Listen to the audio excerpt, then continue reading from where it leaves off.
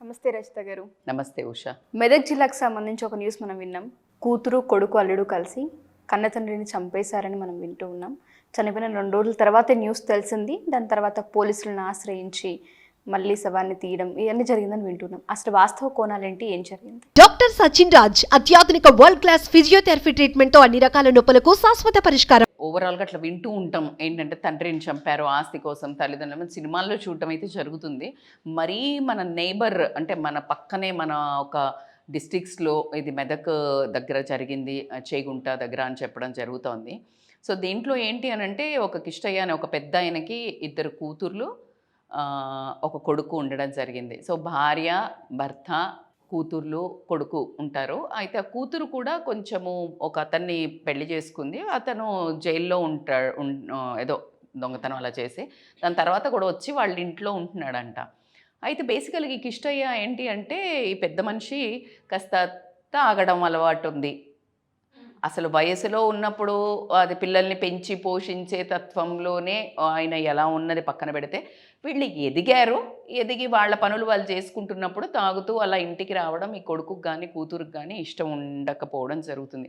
మరి నాకు అర్థమైన స్టోరీ ప్రకారం జనరల్గా చంపాల్సిన అవసరం ఎందుకు వచ్చిందంటే మేబీ ఆస్తిని అవగొడుతున్నాడనో, లేకపోతే ఉంటే తాగి వస్తున్నాడు అనే ఒక చిరాకుతోనో, కోపంతోటో, ఆస్తి అయిపోతుందన్న భయంతోటో, ఇలాంటి ఒక ఏదైనా కానివ్వండి ఉషా, ఏదైనా సమస్య కానివ్వండి, ఒక తండ్రిని చంపాలి అనే ఆలోచన వచ్చినందుకు పిల్లల్ని కనాలి అంటే ఒక భయం క్రియేట్ అయ్యేదైతే వచ్చింది.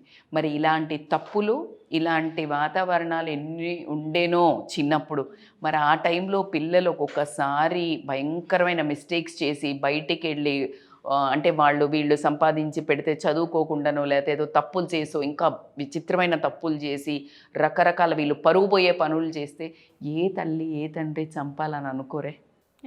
కానీ వీళ్ళు ఏం చేశారంట అంటే వాళ్ళ అమ్మ వాళ్ళ చిన్న చెల్లి ఏటో ఊరికి ఏదో పని ఉందని వెళ్తే మళ్ళీ అదే రోజు కూడా తాగి రావడం జరిగింది. ఆ తండ్రి తాగి రావడాన్ని గమనించి ఇంకా ఆ రోజు వీళ్ళు చంపుదామని డిసైడ్ అయ్యి అల్లుడు, కూతురు, కొడుకు కలిసి తన మొహం మీద దిండేసి నలిపి దిండిని ప్రెస్ చేసి చంపేశారంట. చంపేసి యథావిధిగా తను పడుకున్నట్టు అలా పెట్టేసి పొద్దున్నే కొడుకు మళ్ళీ పనికి వెళ్ళడం జరిగింది. తర్వాత ఈ కూతురు చూసినట్టు చేసి చనిపోయాడు అంటే అంత్యక్రియలు చేశారు. ఆ వైఫ్కి ఎందుకో డౌట్ వచ్చి పోలీసులను ఆశ్రయించడంతో ఈ కూతుర్ని, కొడుకుని, ఎందుకంటే వీళ్ళకి ఆ అల్లుడు కూడా అలాంటి బ్యాక్గ్రౌండ్ ఉన్న అతను ఉండటంతో సో ప్రశ్నించితే వాళ్ళు ఇక పోలీసులు వాళ్ళ పద్ధతిలో ఒప్పుకోవడం జరిగింది. అప్పుడు మళ్ళీ శవాన్ని వెలికి తీసి పోస్ట్ మార్టం చేయటంతో ఇలా ఊపిరాడకుండా నలిపి చంపారు అని చెప్పడం జరిగింది. సో వాస్తవికంగా ఏదైనా కానివ్వండి దాన్ని పోలీసులు ఛేదించారు అదంతా పక్కన పెడితే జనరల్గా తల్లిదండ్రులు ఒక ఏజ్ వచ్చిన తర్వాత మళ్ళీ చిన్నపిల్లల్లాగా మారుతుంటారు అనటం మనం వింటూ ఉంటాము. సో అలాంటి ఏదైనా ఒక రీహాబ్కి పంపించటమో, లేకపోతే ఇంకా ఎక్కువగా ప్రేమగా చేసి దగ్గర పెట్టుకోవటమో, లేదు ఇంకా బయటికి వెళ్ళి ఏమైనా తగాదాలు తీసుకొస్తాడు అనుకుంటే ఇంట్లో కూర్చోబెట్టి తను తాగేదానికంటే తక్కువ పోయటం, ఇలా వాళ్ళు చిన్నప్పుడు నయానా భయానా ఎలా మందలించి పిల్లల్ని పెంచేవాళ్ళో మరి అదే తల్లి తండ్రి తప్పు చెయ్యరు ఏమనొద్దు అని నేను అనను. ఎందుకంటే ఒక ఏజ్ వచ్చాక వాళ్ళ కమ్యూనికేషన్కి వీళ్ళ కమ్యూనికేషన్కి తేడా ఉండొచ్చు. దాన్ని చెప్పే పద్ధతిని మార్చుకొని చెప్పే విధంగా, కానీ ఒకవేళ ఆస్తి కోసం చంపారు అని గనక వాళ్ళు అనుకుంటే గనక మాత్రం అది ఇంకా అది అంతకంటే పైశాచికం అయితే లేదు. ఆస్తులు రేపొద్దున ఉంటాయి, పోతాయి. అంటే డబ్బుతోటి ఒక తండ్రి ప్రాణాన్ని తీశారు కదా, అది వాళ్ళ జీవితాంతము ఏ ముద్ద తింటున్నా కానీ వాళ్ళ జీవితంలో సుఖశాంతులతోటి కన్ను మీద నిద్ర రావడం అయితే చచ్చినా జరగదు. అది వాళ్ళు ఎంత పాపాత్ములన్నా కానివ్వండి. ఎందుకు అనంటే మనం ఇంకా అంత ఆటవికంగా అంటే మనం ఇంకా మృగాల మధ్యలో పెరుగుతలేము అనే ఒక ఉద్దేశంతో నేను అనుకోవడం జరుగుతుంది. ఇది ఏదైనా కానీ తల్లిదండ్రులు తస్మాత్ జాగ్రత్త అని చెప్పాలి. పిల్లలకు ఇంత క్రూరానికి మాత్రం ఒడిగట్టకంటే మీకు నచ్చలేదు వేరే ఇంట్లో ఉండండి. మిమ్మల్ని పెంచారు, సంపాదించుకునే శక్తి ఇచ్చారు, మీకు వాళ్ళ ప్రవర్తన నచ్చట్లేదు, గెట్ లాస్ట్. వాళ్ళు కని మిమ్మల్ని పెంచి మిమ్మల్ని ఒక పెద్ద మనుషులుగా చేసే వరకే వాళ్ళ బాధ్యత. ఆ తర్వాత నుంచి మీకు నచ్చిందా ఉండండి, నచ్చలేదా గెట్ లాస్ట్. లేదు ఎప్పుడో వచ్చి చూసిపోవాలనిపిస్తుంది, రండి.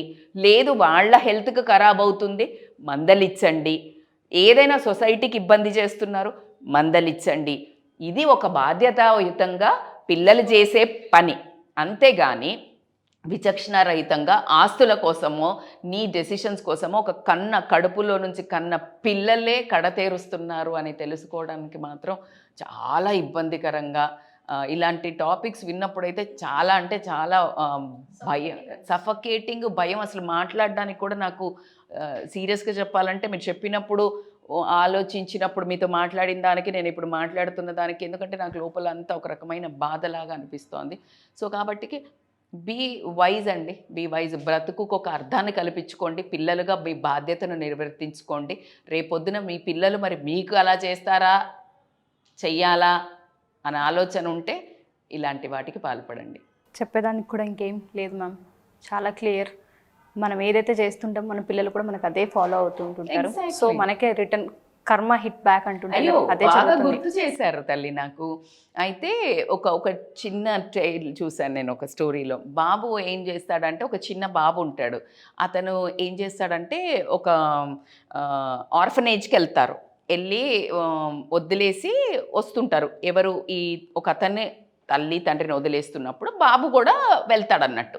వెళ్ళిన తర్వాత కొడుకును కూడా పట్టుకెళ్తాడు, ఇంకా సిగ్గు లేకుండా పట్టుకొని వెళ్ళి వస్తూ ఉంటారు. వస్తూ ఉన్నప్పుడు ఏం చేస్తాడంటే తండ్రి ముందుకు నడుస్తూ కారు దగ్గరకు వస్తాడా, తండ్రిని తల్లిని వదిలేసి వస్తాడు. వచ్చి కారు ఎక్కబోతుంటే కొడుకు కనిపించాడు.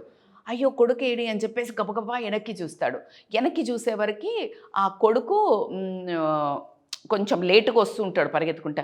ఏం నాన్న అంటే, నువ్వు నాన్నమ్మ తాతయ్యతో మాట్లాడడానికి వెళ్ళావా అంటే, కాదు ఆ నెంబర్ తీసుకురావడానికి వెళ్ళాను, మరి పెద్దగా అయ్యాక నేను మిమ్మల్ని అక్కడ వదిలేయాలి కదా అని అంటాడు. చాలా ఇంకా చెప్పు నానబెట్టి చంపదెబ్బ కొట్టినట్టు అనిపించింది. ఇంకా నోరు మూసుకొని ఆ తండ్రి వెంటనే లోపలికి వెళ్ళి తల్లి తండ్రిని తీసుకొని వస్తాడు. నాకు తెలిసి ఈ నెక్స్ట్ జనరేషన్ వాళ్ళు ఈ వీడియోలు చూసి ఇలా తల్లిదండ్రులకు బుద్ధి చెప్తే కానీ, అంటే కొడుకు కోడలనే పోస్ట్లో ఉన్న వాళ్ళని కరెక్షన్ చేస్తే కానీ నాకు తెలిసి బుద్ధి రాదేమో అనిపిస్తుంది. ఇదేంటంటే అసలు కట్టే విరగదు పాము చావదు అన్నట్టు ఉంది. పిల్లలు మాత్రమే ఈ సిచ్యుయేషన్కి నాకు తెలిసి అమ్మమ్మ తాతయ్యలని నానమ్మ తాతయ్యలను కాపాడాల్సిన బాధ్యత ఇంతకుముందు కొడుకు కోడలు కూతురు అల్లుడికి ఉందన్నాం, కానీ ఇప్పుడు మనవరాళ్లకు ఉంది అని మాత్రం నేను చెప్తున్నాను. So I think it is a perfect lesson, tit for tat. పిల్లలు ఖచ్చితంగా మీ తల్లిదండ్రులు వాళ్ళ తల్లిదండ్రులను ఎలా చూసుకున్నారో, it's a time to take the revenge back. Thank you Rajitha గారు, thank you so much. Thank you so much Usha.